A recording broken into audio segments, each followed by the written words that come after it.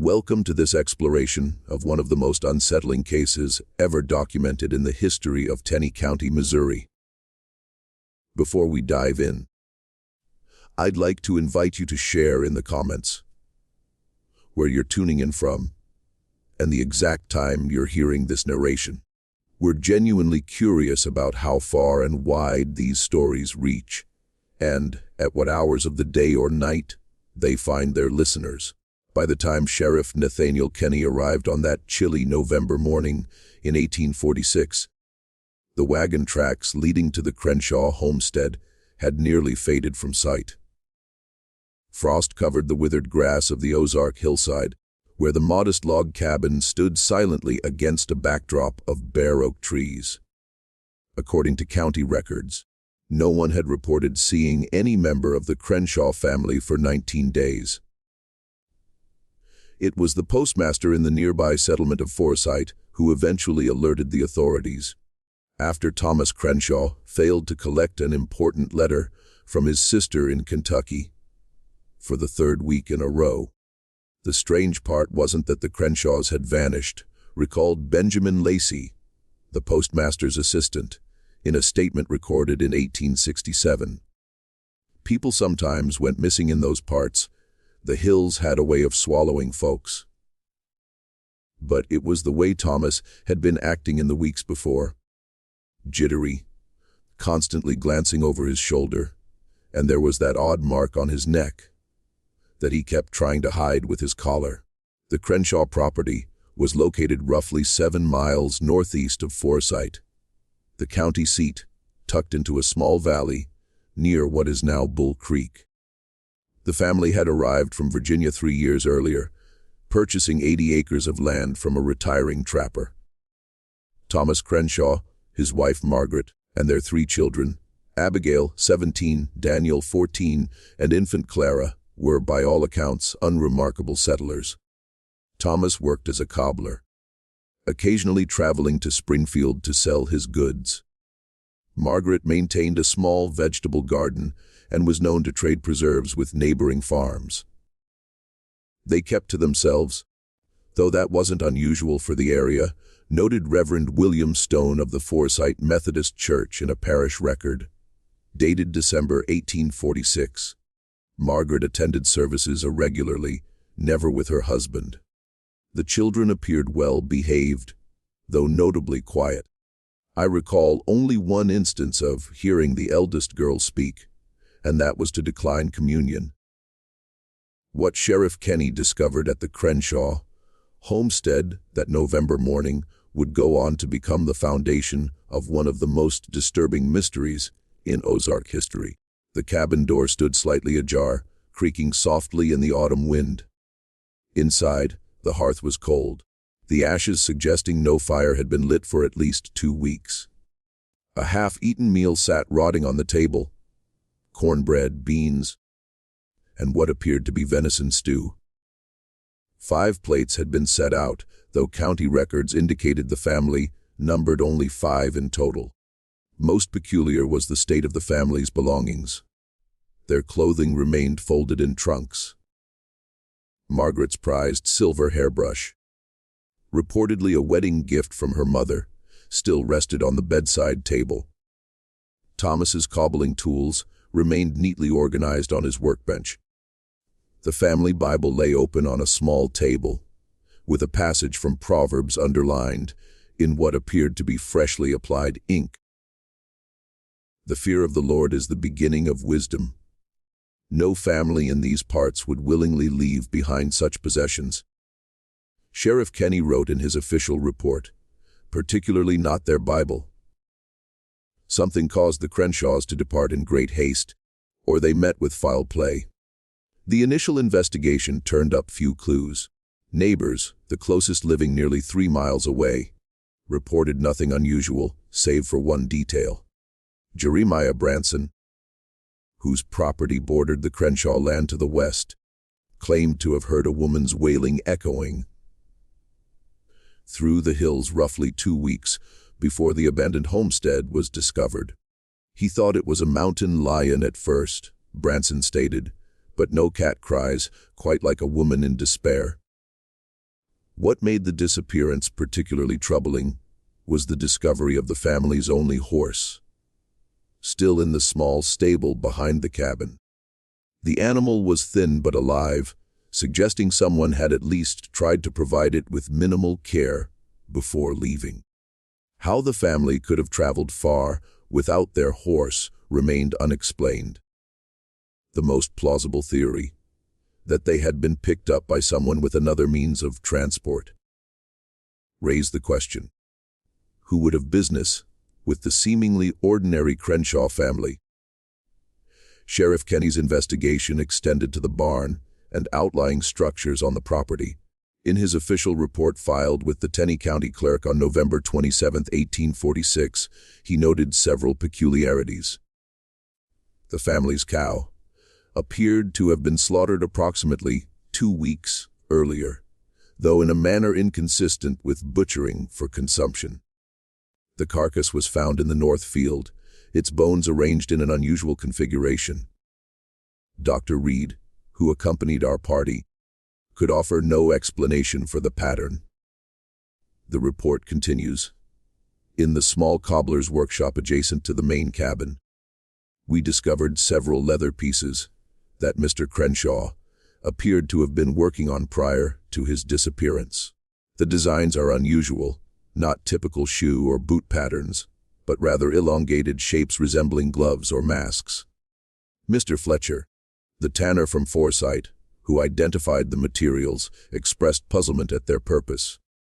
Throughout the winter of 1846-47, sporadic searches were conducted in the surrounding wilderness. No bodies were recovered, nor any sign of the missing family. By spring, the case had grown cold, and the property was eventually claimed by the county due to unpaid taxes. The mystery might have remained buried in obscurity, if not for a discovery made 13 years later by Elijah Simmons, a hunter who sought shelter in the abandoned Crenshaw cabin during an unexpected storm. In the spring of 1859, Simmons took refuge in the deteriorating structure, which had stood empty since the disappearance. While gathering wood to start a fire, he noticed that one of the floorboards near the hearth seemed loose. Upon lifting it, he discovered a small tin box containing a leather-bound journal. The name Macabre Crenshaw was inscribed on the inside cover. The journal, now housed in the Historical Archives of the Missouri State Historical Society in Columbia, contains entries spanning from January 1845 to November 1846, ending just 3 days before the family's estimated disappearance. The final entries reveal a household in quiet turmoil, though the exact nature of their troubles remains cryptic. Thomas returned from the ridge today with mud on his boots that wasn't from our lands. Margaret wrote on October 30, 1846. He speaks little now, eating in silence before retreating to the shed, where I am forbidden to enter. Abigail watches him through the window. She knows something. The child has not been right since she began accompanying her father on his hunting trips. Daniel grows more withdrawn. Only little Clara remains untouched by the shadow that has fallen over this house. Earlier entries in Margaret's journal paint a portrait of a woman growing increasingly isolated in her own home. An entry from March 1846 reads, "Spring brings no joy this year." Thomas insists we decline all invitations to gatherings in town. He claims the journey is too arduous for Clara, but I suspect other reasons. When the Miller family stopped to visit last Sunday, he hurried them away before I could even offer coffee. He watches the children constantly now, not with a father's love, but with something else in his eyes, something calculating. A particularly telling entry from July 1846 describes an incident involving the eldest daughter. Found Abigail washing her hands in the creek today. The water around her had turned pink. When questioned, she claimed she had been picking berries, but there were no stains on her fingers. Later, I discovered her dress hidden beneath her mattress, the hem caked with dried blood. When confronted, She stared through me as if I weren't there, humming that strange melody Thomas taught the children last winter. I fear for her mind. The entry from November 3rd, the last in the journal, is particularly disturbing. I found the box today hidden beneath Thomas's workbench. The contents cannot be described, must not be described. God forgive him. God forgive us all for coming to this cursed place. We are being watched, not by eyes of flesh, but by something that waits in the silence between thoughts. Thomas says it is nothing. But I have seen how he nails the window shut at night. Now he knows. We all know it is almost time. The discovery of Margaret's journal prompted a renewed but brief investigation in 1860. Jacob Mosley, who had replaced the retiring Nathaniel Kenny as sheriff, organized a search of the property and surrounding areas. According to his report dated April 12, 1860, the search yielded little of value. The cabin had deteriorated significantly in the 14 years since the disappearance. Wildlife had claimed much of the structure. They discovered several small items of interest. A child's doll beneath the rotting floorboards, a man's pocket watch lodged between wall logs, and most curiously, a collection of small animal bones arranged in a circle. In what appeared to have been the children's sleeping area, Mosley's report includes an interview with Sarah Templeton, an elderly resident of Forsyth, who claimed to have known Margaret Crenshaw. Mrs. Templeton stated that approximately 1 month before the family's disappearance, Margaret came to her home in a state of agitation. According to Templeton, Margaret spoke of strange noises in their walls at night, like something scratching to get in. Margaret also allegedly expressed concern about her husband's increasingly erratic behavior, claiming he would stand motionless in the yard for hours after sunset, as if listening to voices only he could hear. With the nation on the brink of civil war, resources could not be spared for a 14-year-old disappearance. The case once again faded from official interest, becoming instead a subject of local folklore and speculation. The abandoned Crenshaw property gained a reputation among local children as a haunted place, though there are no credible reports of supernatural occurrences. Rather, it was the lingering mystery of the family's fate that cast a long shadow over the site. During the Civil War, Taney County, like much of the Missouri Ozarks, experienced significant turmoil. The region saw activity from both Union and Confederate forces, as well as from irregular guerrilla bands. The old Crenshaw cabin reportedly served briefly as a field hospital following a skirmish near Bull Creek in 1863. Union Army medical records from this period include a curious note from Assistant Surgeon Walter Hammond. The men refused to convalesce in the eastern room of the cabin. They report disturbing dreams when sleeping there, consistently describing children crying from within the walls. I have relocated all patients to the main room to alleviate their distress, though I attribute this to fever and the psychological strain of combat rather than any supernatural cause. It wasn't until 1934 that new evidence emerged, when construction workers breaking ground for a new county road approximately 5 miles from the former Crenshaw property unearthed a collection of personal effects buried beneath a large oak tree. The items included a man's pocket watch with the initials TC engraved on the case, a child's wooden doll missing one arm, and a cobbler's awl. Most significant was a sealed mason jar containing a letter written in a cramped, hurried hand. Foreman Clayton Hughes described the discovery in an interview with the Branson Gazette on September 15, 1934. "We were clearing that old oak when Johnson's axe hit something metal. Thought we'd found a cache of Confederate gold at first." Hughes laughed. Instead, it was just an old jar with papers inside. Wouldn't have thought much of it, but the county historian got all excited when he saw that pocket watch. said it might be connected to some old disappearance case. The letter, dated November 7, 1846, appears to have been written by Thomas Crenshaw himself.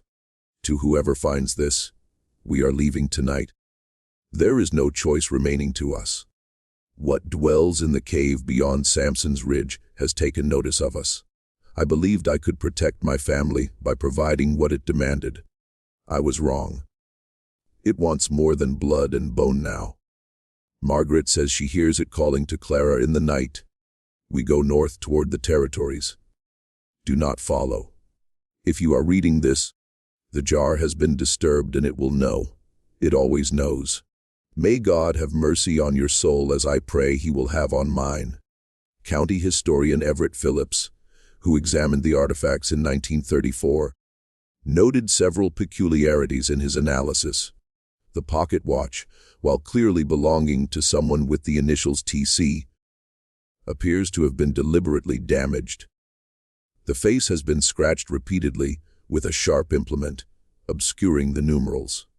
More curious is the position of the hands, which appear to have been frozen at 327 when the mechanism was forcibly stopped. Phillips also noted that the child's doll bore unusual markings. Carved into the wooden back of the doll's head is a series of symbols resembling no language I can identify. They appear to have been inscribed with a fine, pointed tool, possibly an awl similar to the one found alongside it. The precision suggests they held significance to the carver rather than being mere idle markings. The cave beyond Samson's Ridge, referenced in the letter, presented a geographical puzzle. No landmark by that name appeared on any official map of Taney County. However, local historian E.M.T. Davidson, working in the late 1950s, discovered through interviews with elderly residents that Samson's Ridge was a colloquial name used by early settlers for what is now called Bear Creek Ridge, approximately 6 miles northeast of the Crenshaw property. Davidson's research, documented in a series of articles for the Ozark Historical Review between 1957 and 1959, uncovered additional context for the area.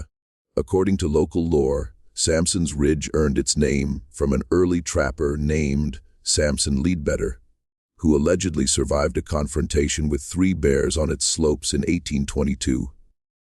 More interesting, however, is the ridge's significance to the indigenous peoples who inhabited the area before European settlement. Osage oral traditions, collected by anthropologist Victor Trillone in 1927, referred to a place of bad dreams in the vicinity where tribal members were forbidden to hunt or camp. In the summer of 1961, Davidson led an amateur archaeological expedition to the area. According to his field notes, published posthumously in the Ozark Historical Review in 1968, the team located a narrow cave entrance, partially concealed by vegetation, on the northern face of the ridge. The opening is barely wide enough for a man to pass through sideways. Davidson wrote, "It extends approximately 30 feet into the hillside before opening into a chamber roughly 15 feet in diameter. The walls bear unusual markings, not native pictographs, but more recent carvings, geometric patterns, repeated symbols resembling elongated human figures without faces." Davidson's field notes contain detailed sketches of these carvings, which he believed dated to the mid-19th century based on weathering patterns and the presence of initials TC among the designs. The symbols appear to radiate outward from a central point on the eastern wall. He wrote, "At the central location, we discovered a small natural alcove in the limestone roughly at chest height. The alcove shows signs of modification. The edges have been carefully smoothed, suggesting human intervention. Most significant was Davidson's description of a small alcove at the rear of the chamber. Set into the natural shelf of limestone is what appears to be a collection of small objects. Buttons, thimbles, a child's tooth, a brass locket containing a curl of dark hair. Most disturbing is the arrangement. The items form a precise circle, At the center lies a cobbler's knife, its blade darkened with what our team's physician believes to be dried blood. The age of these items is difficult to determine, but the style of the buttons and thimble is consistent with mid-19th century manufacture. The expedition team included Walter Harrison, a geology professor from the University of Missouri, who noted peculiar acoustic properties of the chamber when standing in the center of the space directly before the alcove. Ordinary conversation becomes almost inaudible, Harrison noted in his contribution to Davidson's report. However, sounds from outside the cave, the wind in the trees, distant animal calls, become strangely amplified. The effect is disorienting, creating the impression that the forest is somehow inside the chamber with you. I can only attribute this to some unusual configuration of the limestone formations, though I have never encountered it like in 30 years of cave exploration. Davidson's expedition collected these artifacts for further study. However, during the return journey to Springfield, the vehicle carrying the collected items was involved in a single car accident on a remote stretch of highway. Davidson survived with minor injuries, but the container holding the cave artifacts was reportedly thrown from the vehicle and lost in the dense underbrush. Despite an extensive search, the items were never recovered. The accident occurred on Highway 165, approximately 12 miles north of Branson. According to the Missouri State Highway Patrol report filed on July 17, 1961, Davidson's vehicle left the road at approximately 11:45 p.m., striking a tree on the eastern shoulder. The report states, driver claims to have swerved to avoid a figure standing in the roadway. No evidence of pedestrian found at scene. Driver exhibited signs of shock, but no significant physical injuries. Passenger compartment intact, but rear window broken. Vehicle's trunk found open and empty upon officers' arrival. When interviewed for a follow-up story in the Springfield News Leader on July 22, 1961, Davidson offered additional details. It wasn't a deer or any animal I could identify. It appeared to be a person standing perfectly still in the center of the road.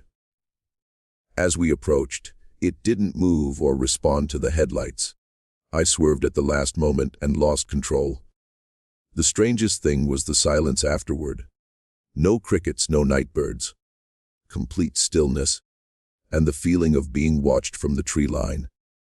My assistant, James Woodson, insisted we leave immediately, even though we knew the artifacts were scattered somewhere in the underbrush. In the decades following Davidson's discovery, the Crenshaw mystery attracted occasional attention from historians and folklorists studying Ozark history. Various theories emerged, ranging from the mundane to the fantastic. Some suggested that Thomas Crenshaw had been involved in counterfeiting or other criminal activities, necessitating a sudden flight from justice. Others proposed that the family had run afoul of early vigilante groups that operated in the lawless frontier regions. The counterfeiting theory gained some support from an unexpected source in 1963, when renovations to the old Forsyth General Store uncovered a cache of coins hidden in a wall cavity. According to metallurgist Stephen Clark, who examined the coins at the request of the County Historical Society, the 17 silver dollars discovered appear to be counterfeit. Though of exceptionally high quality, they bear dates between 1842 and 1845 and show signs of having been crafted by someone with considerable skill in metalwork. The maker possessed knowledge beyond that of a typical frontier counterfeiter. County tax records from 1844 to 1846 indicate that Thomas Crenshaw made several purchases of metals and tools that could potentially be used in counterfeiting operations. However, as local historian Martha Wilkins pointed out in her 1964 analysis of the case, while Crenshaw certainly possessed the technical skills to produce counterfeit coins, this theory fails to explain the more unusual aspects of the case. particularly the ritualistic arrangements of objects found in the cave and the cryptic references in Margaret's journal. Dr. Eleanor Putt, professor of anthropology at the University of Missouri, offered a more nuanced theory in her 1965 paper, Isolation and Psychosis in Frontier Communities. Putt suggested that the Crenshaw case represented an example of shared psychosis exacerbated by the isolation of frontier life. The journal entries of Margaret Crenshaw reveal a progressive detachment from reality. Putt wrote, her references to being watched, to mysterious forces, these are consistent with paranoid delusions in close-knit family units existing in extreme isolation. Such delusions can be transmitted between members, creating a shared alternate reality. Putt's theory gained academic support, but failed to account for certain elements, particularly the buried artifacts discovered in 1934 and the objects arranged in the cave documented by Davidson's expedition. If the Crenshaws had simply fled due to shared delusions, who had placed these items, and for what purpose? In a rarely cited addendum to her original paper, published in a 1966 issue of the Journal of Frontier Psychology, Putt acknowledged these inconsistencies. While I maintain that shared psychosis offers the most plausible explanation for the family's behavior and eventual flight, I must concede that certain physical evidence suggests a more complex situation. The arrangement of artifacts in the cave in particular indicates deliberate, ritualistic activity that persisted beyond the family's disappearance. This suggests either that Thomas Crenshaw returned to the site at some point, or that others were involved in whatever activities transpired there. A partial answer came in 1967, when a collection of letters was donated to the Taney County Historical Society by the descendants of Dr. Samuel Reid, who had served as the region's only physician during the 1840s. Among Reid's correspondence was a letter dated September 1846, approximately 2 months before the Crenshaw disappearance. In it, Reid described treating young Daniel Crenshaw for an injured hand. The boy's wounds were consistent with defensive injuries. Reid wrote to a medical colleague in St. Louis, though both father and son insisted they resulted from an accident with a hunting knife. More troubling than the physical wounds was the boy's manner. He spoke not a word during treatment and flinched from his father's touch. When asked directly how the injury occurred, he merely stared at the floor and trembled. I have seen such behavior before in those who have witnessed things they cannot speak of. Reid's letter continues. The father, Thomas, bears watching. There is a coldness in his eyes that disturbs me greatly.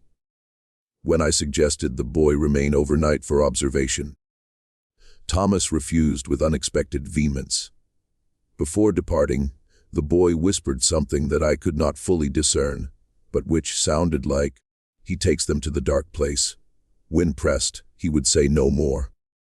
A second letter from Reid's collection, dated October 1846, provides additional context. He encountered Margaret Crenshaw in town yesterday. The woman appears considerably aged since spring, her hair showing gray, her movements those of someone much older. When I inquired after her health, she spoke in circles, eventually conveying that she has difficulty sleeping due to the voices in the walls. I suggested a tonic for nerves, but she declined, stating that medicine cannot silence what comes from beyond the ridge. Her eldest daughter, Abigail, stood silently throughout our conversation, her gaze fixed on some distant point. The girl's complexion was ashen, her eyes underscored by dark circles suggesting prolonged sleep deprivation. This document suggested a more troubling dimension to the Crenshaw case. The possibility that Thomas Crenshaw was engaged in activities that frightened his own son, perhaps even activities of a violent nature. Could the dark place referenced by Daniel be the same cave later discovered by Davidson? If so, What purpose did it serve in Thomas Crenshaw's life?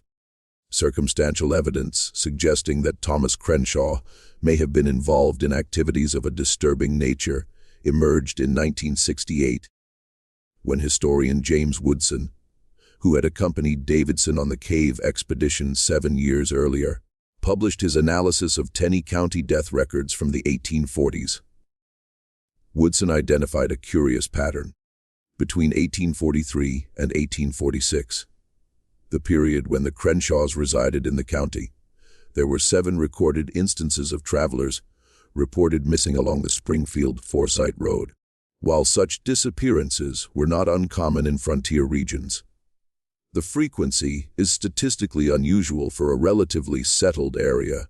More notable is that in each case, the missing individual was described as traveling alone, and in 5 instances, they were identified as peddlers or itinerant workers, people whose extended absence might not immediately trigger concern. Woodson stopped short of directly implicating Thomas Crenshaw in these disappearances, noting that correlation does not imply causation. However, he observed that the reported disappearances ceased after November 1846, the same month the Crenshaw family vanished. In 1968, construction of Table Rock Dam and the subsequent flooding of portions of the White River Valley permanently altered the landscape where the Crenshaw drama had unfolded. Bear Creek Ridge, or Sampson's Ridge, as it was known to the early settlers, was partially submerged, likely including the cave documented by Davidson. The physical evidence, already scarce, became inaccessible to further investigation. Before the flooding, a final expedition to the cave was organized by the Army Corps of Engineers as part of their environmental impact assessment. The brief report, dated March 1968, notes cave location consistent with Davidson's 1961 documentation. Chamber dimensions verified. Wall markings photographed, see Appendix C. No artifacts present in the described alcove or elsewhere in the chamber. Evidence of recent human activity. Cigarette butts, food wrappers. Acoustic properties noted by previous researchers confirmed. The chamber exhibits unusual sound characteristics that engineering team attributes to the specific curvature of the limestone walls and the narrowness of the entrance passage. The photographs referenced in the report, which should have been included in Appendix C, are curiously absent from all official copies. When questioned about this discrepancy in 1972, Corps spokesperson Robert Martindale stated simply that some documentation from the Table Rock project has been misplaced due to departmental reorganization.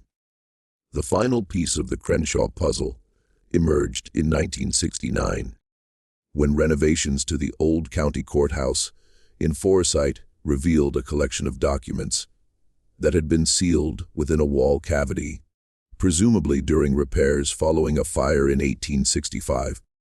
Among these papers was a statement from William Harper, who had served as deputy to Sheriff Kenny during the initial Crenshaw investigation. Harper's statement, dated December 1846, but apparently never filed officially, contains a disturbing account. What the sheriff excluded from his report was the condition of the shed behind the Crenshaw home. The earth and floor had been recently disturbed and resettled. Upon digging, we discovered animal remains, primarily small rodents and birds, but also what Dr. Raid identified as the partial skeleton of a fox. The bones had been arranged in a pattern similar to a human form. Most had been stripped clean of flesh by means Dr. Raid could not determine. Harper continues, more disturbing was the discovery of a small leather pouch containing human teeth, at least 7, according to Dr. Raid's count. Their size suggested they came from children. No record exists of any children gone missing in the county, but travel through these hills is common, and not all travelers are accounted for. The deputy's statement includes details omitted from Sheriff Kenny's official report. In the root cellar beneath the cabin's main room, we discovered a collection of small shoes, at least 9 pairs of varying sizes. None appeared to belong to the Crenshaw children, being either too small or of inappropriate style. Each had been carefully cleaned and arranged in a semicircle facing the eastern wall. When questioned, the neighbors could recall no visitors with children staying at the Crenshaw home. Dr. Raid noted that several pairs showed signs of extended wear, suggesting they had not been newly acquired. Harper's account concludes with a personal observation. I have served the law in these hills for 14 years and have witnessed acts of terrible violence born of desperation, greed, and hatred. What I sensed in that shed was different, a coldness that went beyond human malice. The sheriff instructed me to replace the earth and speak of this to no one. He feared panic in the settlement. I comply with his wishes, but record this account for posterity. Some truths, however terrible, should not be lost to time. With the discovery of Harper's statement, the outlines of a more sinister narrative began to emerge from the historical fog surrounding the Crenshaw disappearance. Thomas Crenshaw, a seemingly ordinary cobbler, appeared to have been engaged in activities of a disturbing nature, possibly ritual killings of animals, and potentially worse. The cave on Sampson's Ridge, with its arranged artifacts and carved symbols, suggested a location of significance in these activities. But what became of the Crenshaw family?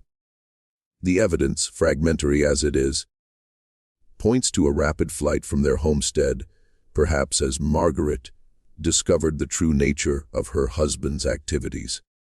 The letter found buried with Thomas's pocket watch indicates they planned to travel north into the territories.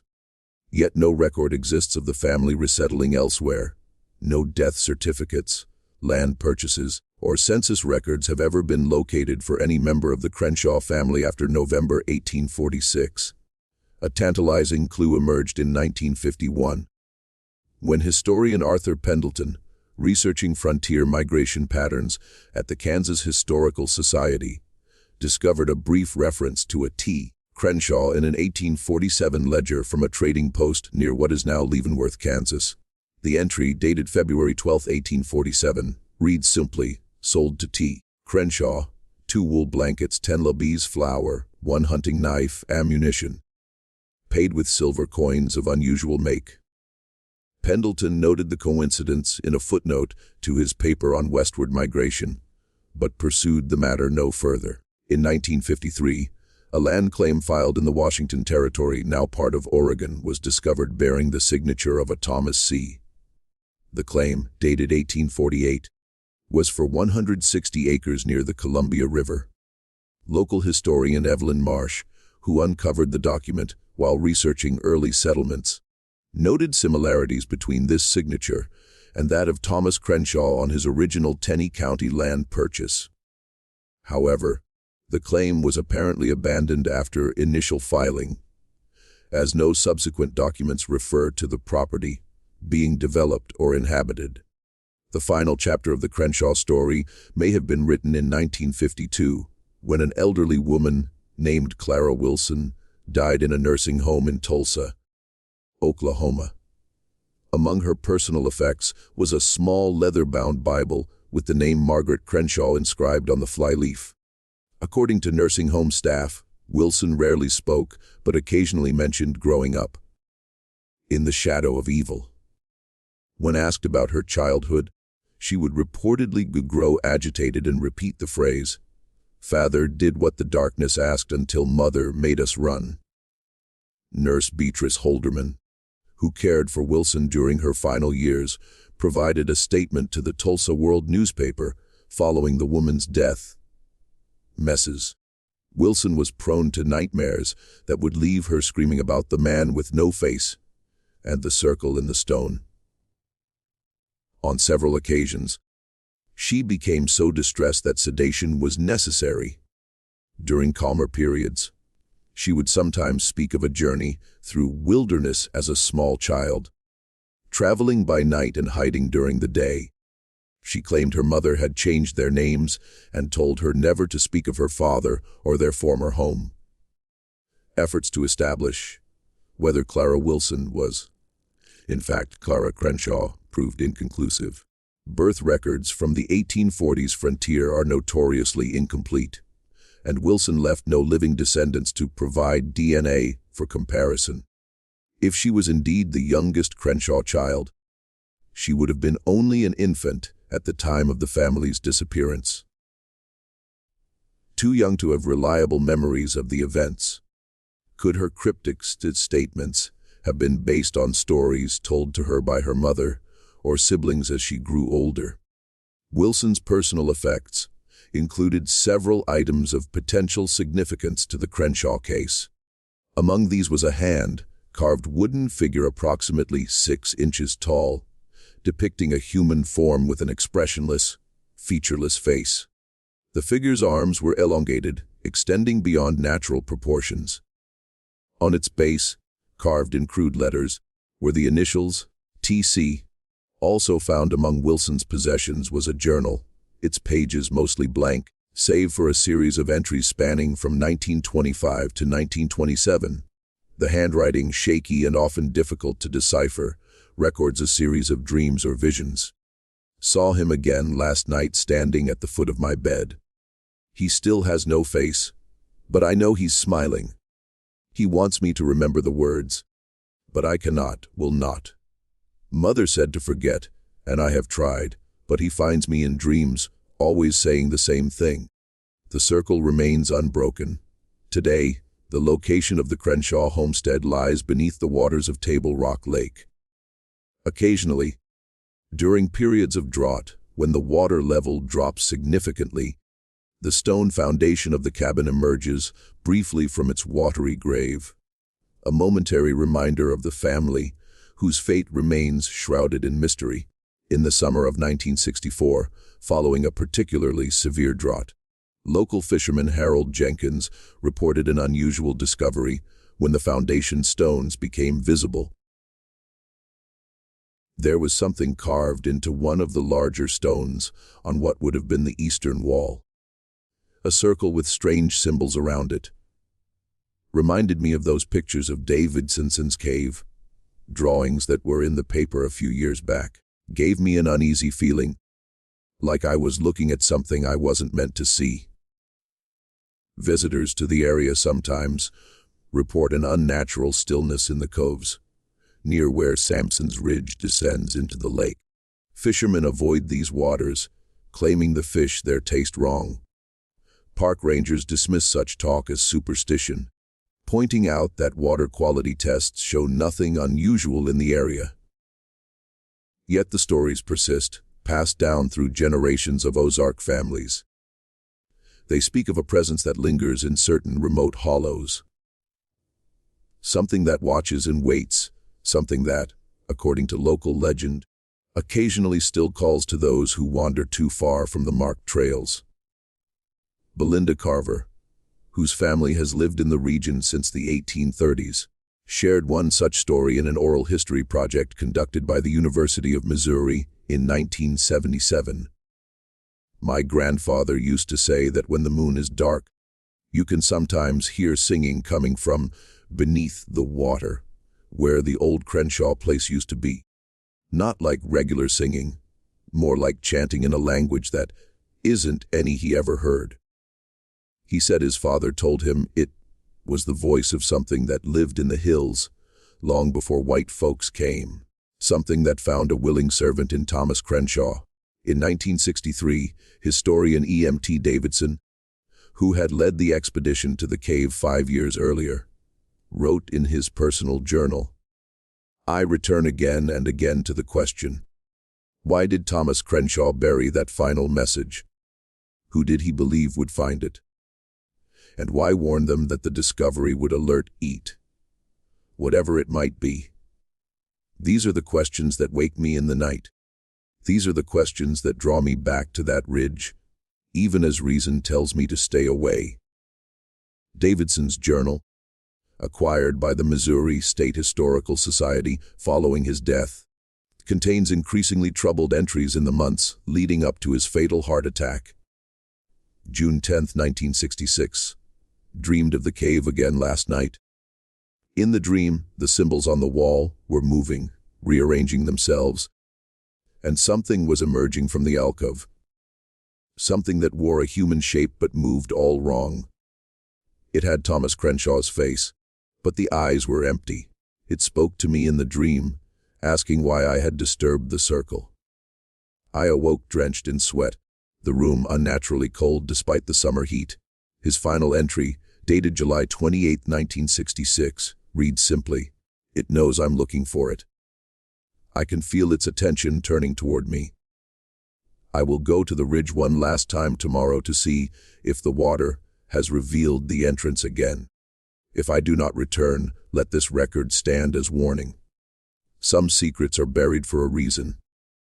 Davidson died of a heart attack the following day, 3 years after writing those initial reflections. His body was discovered on a hiking trail, less than a mile from where the Crenshaw property had once stood before the rising waters claimed it.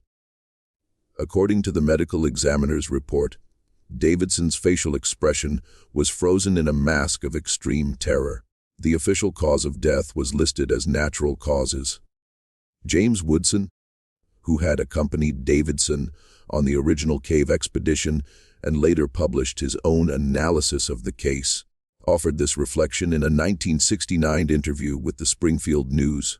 Leader, EMT, became obsessed with the Crenshaw mystery in his final years. He was convinced there was some crucial piece of evidence we had overlooked. Something that would explain what Thomas Crenshaw had been involved in. He began researching obscure religious practices, folk magic traditions, even prehistoric cults that might have existed in the Ozarks. His office walls were covered with maps and timelines. He stopped teaching, stopped publishing. The Crenshaw case consumed him. The Crenshaw Family Mystery represents more than a simple historical curiosity. It offers a glimpse into the darker aspects of frontier life. The isolation that could warp the human mind, the secrets that could fester in remote cabins far from the moderating influence of society. It reminds us that beneath the heroic narrative of American westward expansion lies another story, one of vulnerable individuals adrift in a vast and indifferent wilderness, where the line between sanity and madness could blur like morning mist over the Ozark hills. In 1958, cultural anthropologist Victor Rasmussen proposed what he called the Crenshaw syndrome, to describe the particular psychosis that can develop in isolated homesteading situations. Characterized by ritualistic behavior, paranoid delusions, and the development of personal mythologies to explain natural phenomena. Rasmussen cited several cases from frontier America that he believed exhibited similar patterns, though none with the peculiar material evidence that distinguishes the Crenshaw case. Perhaps the true horror of the Crenshaw case lies not in what we know, but in what remains forever beyond our understanding. Like Margaret's final journal entry, some things cannot be described, must not be described. Some mysteries are better left unsolved, some doors better left closed. For as Thomas Crenshaw warned in his final desperate message, if you are reading this, the jar has been disturbed, and it will know. It always knows. And somewhere beneath the dark waters of Table Rock Lake, in a cave now accessible only to the fish and the occasional diver, a circle of small objects may still rest on a limestone shelf. Buttons, thimbles, a child's tooth, a locket containing a curl of dark hair. At the center, a cobbler's knife, its blade darkened with time, and with secrets that the waters will never wash away. For those inclined to dismiss this account as mere frontier folklore, consider the statement given by Jeremiah Branson, the Crenshaw's nearest neighbor, shortly before his death in 1872. I told them about the crying I heard that night, but not about what I saw 2 days later. a figure moving through the trees at dusk carrying something in his arms. I thought it was Thomas with a deer carcass, only it moved wrong. Too stiff, like it was struggling to remember how a man should walk. And what it carried wasn't a deer. It was too small, too still. I've carried that sight with me for 26 years. I tell you now, so I might die with a cleaner soul. In a deposition given to local historian Evelyn Marsh in 1871, but not discovered among her papers until 1973. Branson elaborated further. The thing I saw moving through the trees that evening. I called it a man because it walked on two legs, but something wasn't right about it. The proportions were wrong. Arms too long, head set too far forward on the shoulders. And though I couldn't see its face clearly in the dusk, I had the distinct impression it was watching me even as it moved away from my property line. Watching without eyes, if such a thing is possible to imagine. In 1965, during an underwater survey of Table Rock Lake conducted by the Missouri Department of Conservation, diver Richard Loomis reported an unusual discovery near the submerged portion of Bear Creek Ridge. At a depth of approximately 40 feet, we located what appeared to be the entrance to a cave or fissure in the limestone. The opening was partially obscured by silt, but distinctly visible. As we approached, we experienced an unexpected water temperature drop of approximately 15 degrees Fahrenheit. More unusual was the behavior of our compass, which began spinning erratically. Due to limited air supply and safety protocols, we did not enter the opening. A follow-up expedition was planned but never conducted, as department priorities shifted to other projects. Loomis, when interviewed for a retrospective article in 1987, expressed continued puzzlement over the incident. In 30 years of diving, I've never experienced anything like that temperature change or compass malfunction. It wasn't mechanical failure. Both of our instruments were affected simultaneously. Something about that location disrupted the magnetic field. I've always regretted not going back to investigate further. The waters of Table Rock Lake rise and fall with the seasons. The tourists come and go, but beneath the surface, the foundations of the Crenshaw cabin remain, stone upon stone, silent testimony to a family that vanished into the mists of history and horror. And perhaps in the deepest part of night, when the lake lies still as glass beneath the moon, something still moves in the darkness beneath those waters. Something that remembers the taste of fear, the sound of a woman's wailing, and the soft footfalls of a cobbler making his way along a ridge to feed an ancient hunger. In 1992, during renovations to the Taney County Historical Museum, a curator discovered a small wooden box hidden within a wall cavity. Inside was a single page torn from what appeared to be a child's diary, yellowed with age.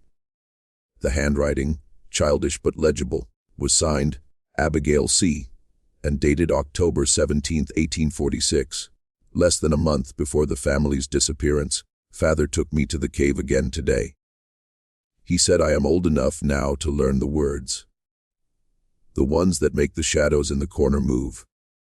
He says there is power in speaking them, but only if you truly believe. I do not want to believe. I do not want to see what comes when he speaks into the dark. But Father says we must all serve it. That it was here before us and will be here after. That it keeps us safe if we give it what it wants. Mother suspects something.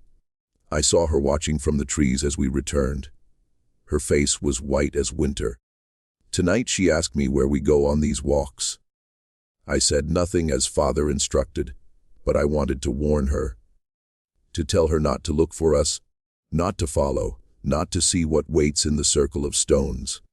This fragile document, now preserved in an acid-free case in the museum's climate-controlled archive, represents perhaps the most direct testimony from a Crenshaw family member regarding the activities at the cave. Its authenticity has been questioned by some historians, particularly given its convenient discovery nearly 150 years after the events it purports to describe. Handwriting analysis conducted in 1994 proved inconclusive, though the paper and ink were determined to be consistent with materials available in the 1840s. Whether authentic or an elaborate hoax, the document speaks to the enduring power of the Crenshaw mystery to captivate the imagination. Like all great historical enigmas, it offers just enough verifiable fact to anchor speculation, while leaving sufficient gaps for the mind to fill with darker possibilities. In the end, what remains of the Crenshaw family is not bodies or graves, but fragments. Journal entries, scattered artifacts, second-hand accounts, and the persistent whispers of local legend. From these fragments, we attempt to reconstruct a narrative that makes sense of their disappearance, that transforms random coincidence into meaningful pattern. Perhaps in doing so, we echo Thomas Crenshaw himself, arranging objects in circles, carving symbols into stone, seeking meaning in the shadows that gather at the edges of understanding. And perhaps something watches us as we do, something that waits in the silence between thoughts, something that always knows when the jar has been disturbed.